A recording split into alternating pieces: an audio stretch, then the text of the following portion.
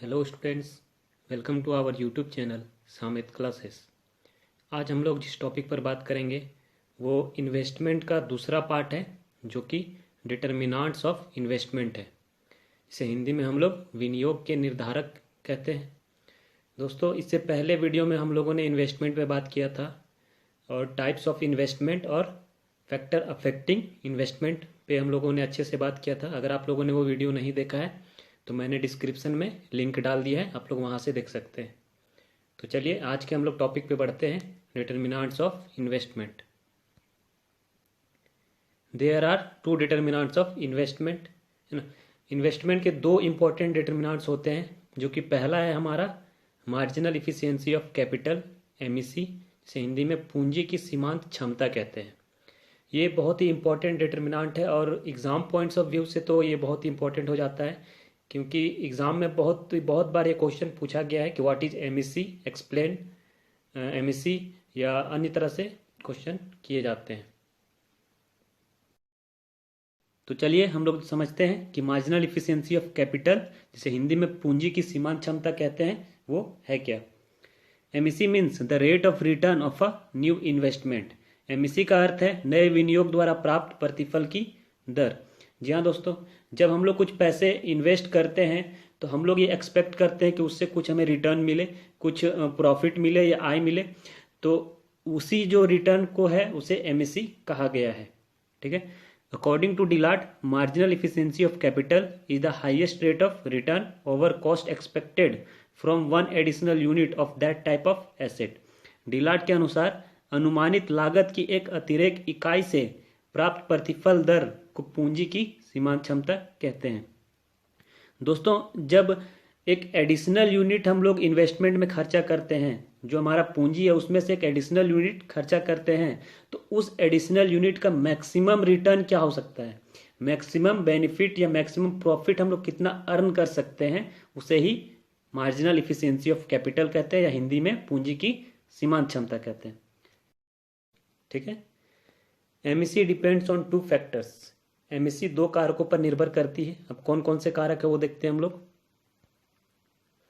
पहला है prospective yield, प्रत्याशित लाभ या प्रत्याशित आय भी बोल सकते हैं हम लोग। It is the expected income in future, यह भविष्य की अनुमानित आय होती है कि फ्यूचर में कितना इनकम होने वाला है, जो हम लोग इन्वेस्ट कर रहे हैं उससे कितना इनकम होने वाला है, ये एक्सपेक्ट किया जाता है। The capital asset provide some return annually, the sum of this annual return is called prospective yield. पूंजीगत परिसंपत्ति वर्ष में कुछ प्रतिलाभ देती है। इन्हीं प्रतिलाभों के सभी वर्षों के योग को प्रत्याशित लाभ कहते हैं। मतलब कि जब हम लोग इन्वेस्ट करते हैं तो हर साल कुछ ना कुछ हमें उनसे प्रॉफिट के रूप में अर्न करते हैं हम लोग, है ना, इनकम अर्न करते हैं प्रॉफिट के रूप में। तो हर साल के वो जो प्रॉफिट है उसको हम लोग जोड़ते जाते हैं, तो जो टोटल हमें प्रॉफिट मिलता है उसे ही हम लोग प्रोस्पेक्टिव यील्ड कहते हैं, जिसे हम लोग हिंदी में प्रत्याशित लाभ या तो प्रोस्पेक्टिव इनकम भी कह सकते हैं। ठीक है। दूसरा है हमारा सप्लाई प्राइस, पूर्ति कीमत। It is the cost of factors which are used for manufacturing of asset. यह संपत्ति के उत्पादन करने पर कारकों में लगने वाली पूंजी है। It is also called as displacement cost, इसे विस्थापन लागत भी कहते हैं। दोस्तों, जब हम लोग इन्वेस्ट करते हैं तो कुछ पैसे हमें शुरू में लगाने पड़ते हैं, तभी जाके हम लोग कुछ भी इन्वेस्ट कर पाते हैं। इन्वेस्टमेंट जैसे कहीं पे अगर हो सक गया कि फैक्ट्री बिठाना है तो उसमें हमें कुछ पैसे इन्वेस्ट करने होंगे, मशीन खरीदना होगा, तो वो जो पैसे हम लोग लगा रहे हैं उसे ही हम लोग सप्लाई प्राइस कहते हैं, इसे हिंदी में पूर्ति कीमत भी कहते हैं। ठीक है, आगे बढ़ते हैं। एक्सप्लेनेशन। अब हम लोग MEC को एक्सप्लेन करेंगे। तो MEC is the ratio of net prospective yield and supply price. MEC शुद्ध प्रत्याशित आय और पूर्ति कीमत का अनुपात होता है। तो जी हाँ दोस्तों, MEC क्या है, नेट प्रोस्पेक्टिव इनकम या नेट प्रोस्पेक्टिव यील्ड बोलते हैं उसका, और सप्लाई प्राइस का रेशियो जो निकलता है उसे ही MEC कहते हैं। ये देखिए फॉर्मूला दिया हुआ है MEC का, है ना, MEC equal to net prospective income by supply price. ठीक है। ये देखिए MEC equals to Q minus CR by CR। अब यहाँ पे Q क्या है, तो Q मेरा prospective income, CR supply price और Q minus CR net prospective income.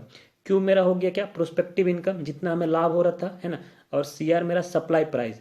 तो जब प्रोस्पेक्टिव इनकम में से हम लोग सप्लाई प्राइस को निकाल देंगे तो हमें क्या मिलेगा, नेट प्रोस्पेक्टिव इनकम मिलेगा। जैसे एग्जांपल से समझिए कि मान लीजिए आपको 10,000 का इनकम है, ठीक है, इनकम हो रहा है एक इन्वेस्टमेंट से, उससे इनकम से पहले आपने उस पर 5,000 रुपये खर्च किए हैं, जो कि सप्लाई प्राइस जिसको हम लोग बोलते हैं।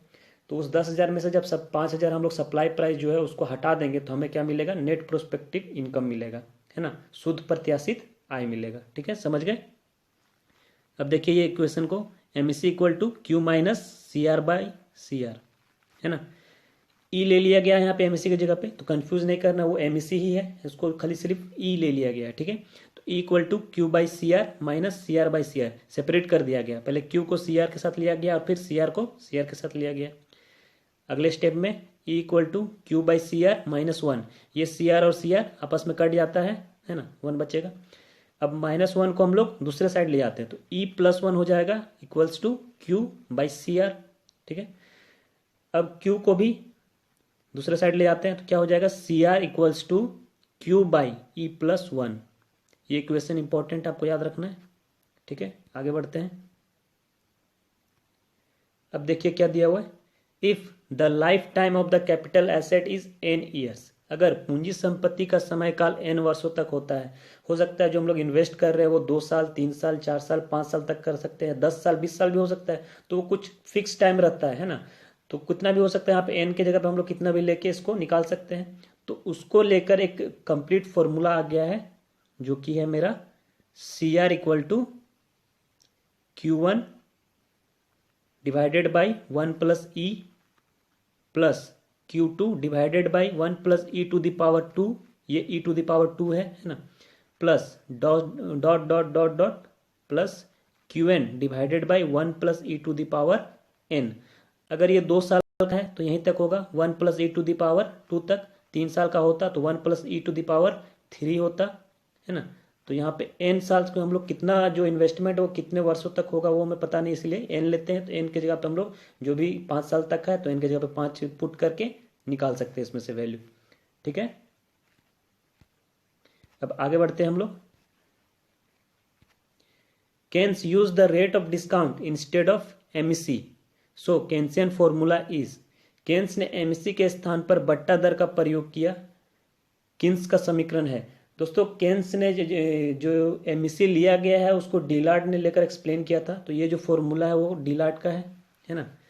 तो केन्स ने इस पर थोड़ा करेक्शन किया, उसने एमईसी के जगह पे रेट ऑफ डिस्काउंट लिया है और उसने फिर अपना एक अलग फॉर्मूला दिया जो कि सिमिलर है, डिलार्ड के फॉर्मूला से ही सिमिलर मिलता जुलता है। ये देखिए ये केन्स का फॉर्मूला है,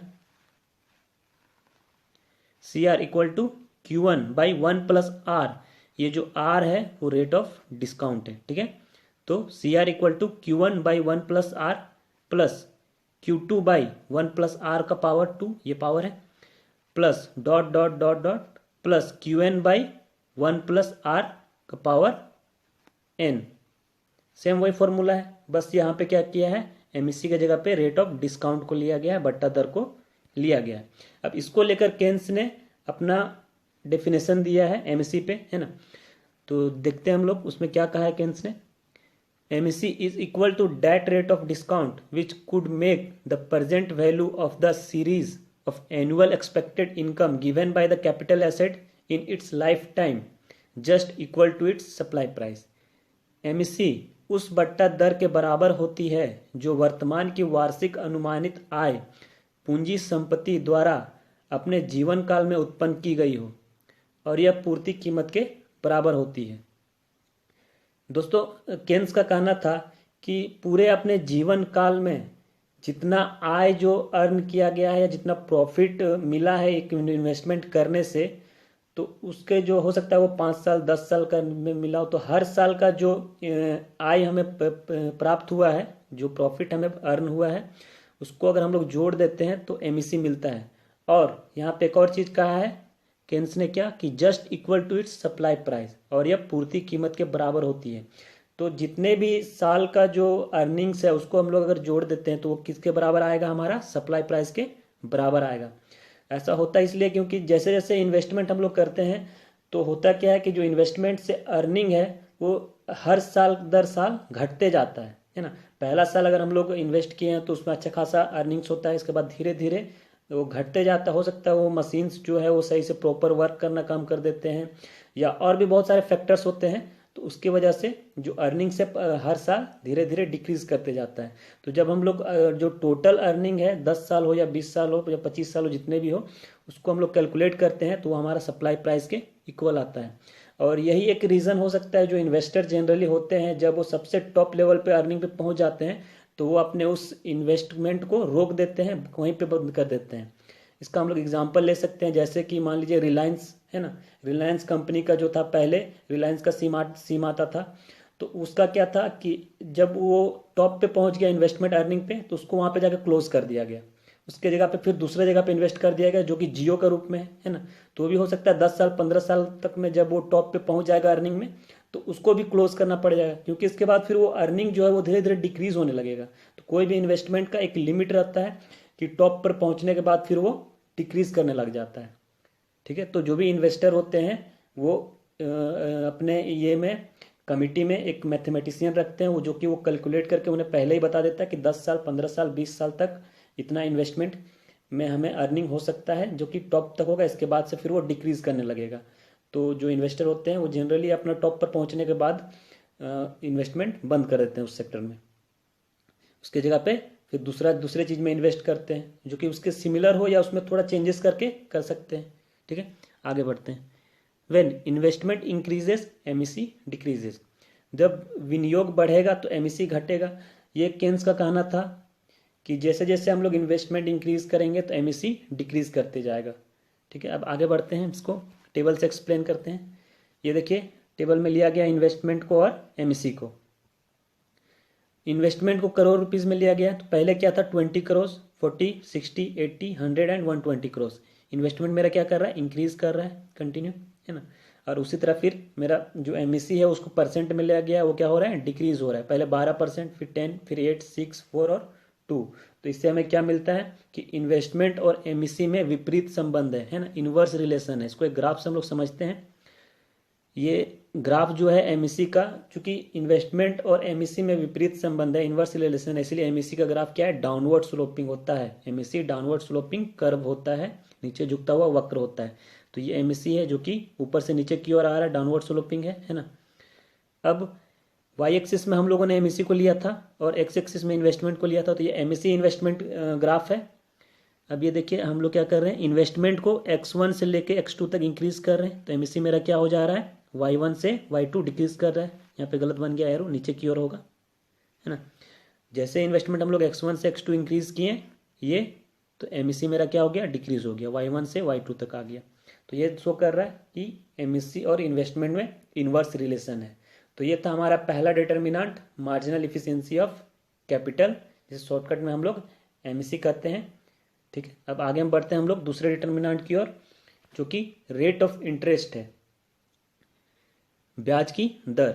rate of interest has inverse relation with investment. When rate of interest increases investment decreases. ब्याज की दर का विनियोग के साथ विपरीत संबंध होता है। जब ब्याज की दर बढ़ता है तब विनियोग घटता है। जी हाँ दोस्तों, जैसे जब रेट ऑफ इंटरेस्ट इंक्रीज करेगा तो लोग क्या करते हैं, पैसे को इन्वेस्ट कम करते हैं और बैंकों में ज़्यादा रखते हैं ताकि वो उधर से ज़्यादा अर्न कर सके, है ना। इसी वजह से रेट ऑफ इंटरेस्ट में और इन्वेस्टमेंट में विपरीत संबंध होता है, इनवर्स रिलेशन होता है। Rate of interest is less important determinant. ब्याज की दर को विनियोग का महत्वपूर्ण निर्धारक नहीं माना जाता है। रेट ऑफ इंटरेस्ट को उतना इंपॉर्टेंट कंसिडर नहीं किया गया है डिटर्मिनेंट में, एमईसी को ज़्यादा इंपॉर्टेंस दिया गया है।